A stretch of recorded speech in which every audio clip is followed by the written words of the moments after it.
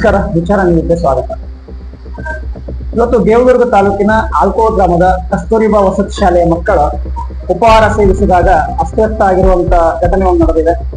ಆ ಮಕ್ಕಳನ್ನ ದೇವದುರ್ಗ ಸರ್ಕಾರಿ ಆಸ್ಪತ್ರೆಗೆ ಚಿಕಿತ್ಸೆಗೆ ಕರ್ಕೊಂಡು ಬಂದಿದ್ದಾರೆ. ಮಕ್ಕಳಿಗೆ ಆರೋಗ್ಯದಲ್ಲಿ ಚೇತರಿಕೆ ಕಂಡು ಬಂದು ಯಾವುದೇ ಅಪಾಯ ಇಲ್ಲ ಅಂತಾನೆ ಅಲ್ಲಿನ ವೈದ್ಯಾಧಿಕಾರಿಗಳು ತಿಳಿಸಿದ್ರು ನಮಗೆ. ಆದ್ರೆ ಇಲ್ಲಿ ಮುಖ್ಯವಾಗಿ ನಮಗೆ ಅನಿಸ್ತಾ ಇರೋದೇನು ಅಂತಂದ್ರೆ, ಈ ದೇವದುರ್ಗ ತಾಲೂಕಿನಲ್ಲಾಗ್ಲಿ ಅಥವಾ ರಾಯಚೂರು ಜಿಲ್ಲೆ ಆಗ್ಲಿ ಈ ಘಟನೆ ಹೊಸ್ತೇನಲ್ಲ.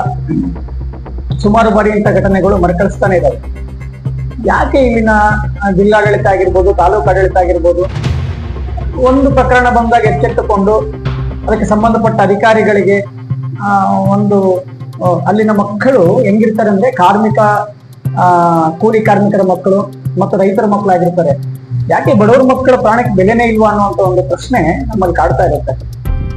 ಯಾಕೆ ಈ ಮಾತನ್ನು ಹೇಳ್ಬೇಕಾಗಿ ಬಂತು ಅಂತಂದ್ರೆ, ಹಾಸ್ಟೆಲ್ನಲ್ಲಿರುವಂತ ಮಕ್ಕಳ ಅಸ್ತವ್ಯಸ್ತ ಘಟನೆ ಸ್ವಲ್ಪ ದಿನಗಳ ಹಿಂದೆ ಹೋದಾಗ ಅರಕೆರೆ ಒಂದು ವಸತಿ ಹಾಸ್ಟೆಲ್ ನಲ್ಲಿ ಕೂಡ ಈ ತರದೇ ಒಂದು ಘಟನೆ ನಡೆದಿತ್ತು. ಸುಮಾರು ಮಕ್ಕಳಿಗೂ ಆರೋಗ್ಯ ಏರುಪೇರಾಗಿತ್ತು. ಊಟ ಮಾಡಿದ ತಕ್ಷಣ ವಾಂತಿ ಭೇದಿಗಳು ಸ್ಟಾರ್ಟ್ ಆಗಿತ್ತು.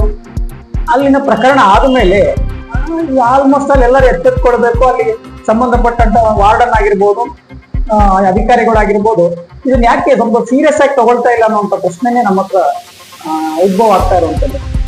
ಯಾಕೆ ಈ ಮಾತು ಹೇಳ್ತಾ ಇದ್ದೀನಿ ಅಂದ್ರೆ, ಅದು ತಪ್ಪು ಯಾರ್ದು ಅಂತ ಗೊತ್ತಿಲ್ಲ, ಅದು ತನಿಖೆ ನಂತರ ತಿಳಿತದೆ. ಬಟ್ ಯಾವುದೇ ಮಕ್ಕಳಿಗೆ ಕೊಡುವ ಊಟವನ್ನ ನೀವು ಸರಿಯಾಗಿ ನೋಡದೆ, ಯಾವ ರೀತಿ ಇದೆ ಅನ್ನೋದನ್ನ ನೋಡದೆ ಕೊಟ್ಟಾಗ ಇಂಥ ಘಟನೆಗಳು ನಡೀತೇವೆ ಅನ್ನೋದು ಸರ್ವೇ ಸಾಮಾನ್ಯವಾಗಿರುವಂತ ವಿಚಾರ ಇದೆ.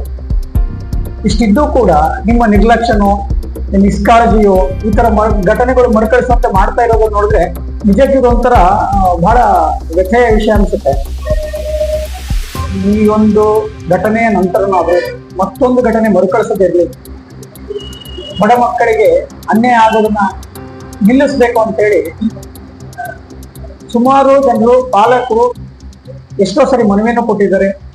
ಇಷ್ಟೆಲ್ಲ ಇದ್ರೂ ಕೂಡ ಮತ್ತೆ ಮಕ್ಕಳ ಮೇಲೆ, ಮಕ್ಕಳ ಊಟದ ವಿಷಯದಲ್ಲಿ ಈ ರೀತಿ ನಡೀತಾ ಇರುವಂತದ್ದು ದುರದೃಷ್ಟಕರ ಅಂತಾನೆ ಹೇಳ್ಬೋದು.